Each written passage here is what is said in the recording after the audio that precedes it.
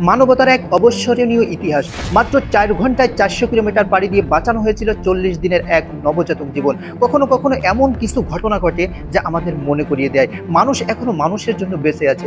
ধর্ম, জাতি কিংবা ভাষা পরিচয়ের ঊর্ধ্বে ওঠে যখন একটি জীবন বাঁচানোর প্রশ্ন আসে, তখন মানবতাই হয়েছে সবচেয়ে বড় পরিচয়। ২০২০ সালের ৭ই ফেব্রুয়ারি ভারতের কর্ণাটকে ঠিক এমনই একটা ঘটনা ঘটেছিল যা লাখো মানুষের হৃদয় স্পর্শ করেছিল। মাত্র ৪০ দিনের এক নবজাতক শিশু গুরুতর হৃদরোগে আক্রান্ত হয়। শিশুটির শারীরিক অবস্থা এতটাই সংকটপূর্ণ ছিল যে স্থানীয় হাসপাতালে তার চিকিৎসা সম্ভব হচ্ছিল না। তাকে দ্রুত উন্নত চিকিৎসার জন্য ম্যাঙ্গালোর থেকে বেঙ্গালুরে নিয়ে যাওয়া জরুরি হয়ে পড়েছিল। দুই শহরের দূরত্ব ছিল ৪০০ কিলোমিটার। সাধারণ অবস্থায় এই পথ অতিক্রম করতে ৭ থেকে ৯ ঘন্টা সময় লাগে, কিন্তু চিকিৎসকদের মতে এই সময় অপেক্ষা করলে শিশুটির জীবন রক্ষা করা যাবে না।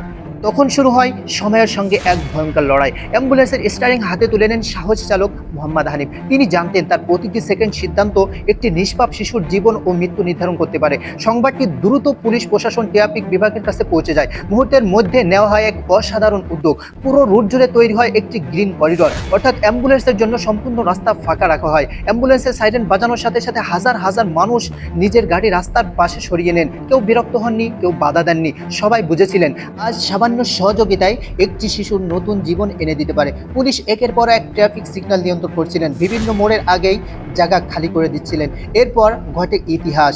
এর পথ অতিক্রম করতে সাধারণত ৭ থেকে ৯ ঘন্টা সময় লাগে। সেই ৪০০ কিলোমিটার রাস্তা মাত্র ৪ ঘন্টায় পাড়ি দেয় অ্যাম্বুলেন্সটি চালক মোহাম্মদ হানিফ। অসাধারণ দক্ষতা ও সাহসের দায়িত্ব পরিচয় দিয়ে শিশুটিকে সময় মতো হাসপাতালে পৌঁছে দেয়। সেদিন শুধু একজন চালক নয়, পুলিশ, চিকিৎসক, ট্রাফিক বিভাগ, সাধারণ মানুষ সবাই মিলে একটি প্রাণ বাঁচানোর লড়াইয়ে অংশ নিয়েছিলেন। এজন্য মানবতার এক জীবন্ত উদাহরণ। শুনুন, আমরা সবাই প্রতিজ্ঞা করি রাস্তায় কোনো অ্যাম্বুলেন্স দেখলে তাকে আগে যাওয়ার সুযোগ করে দেব, কারণ সেই অ্যাম্বুলেন্সে হয়তো কোনো মায়ের সন্তান, কোনো বাবার শেষ আশা, অথবা কারোর পুরো পৃথিবী শুয়ে আছে। আল্লাহ তাআলা আমাদের সবাইকে বুঝার তৌফিক দান করুক। আমিন।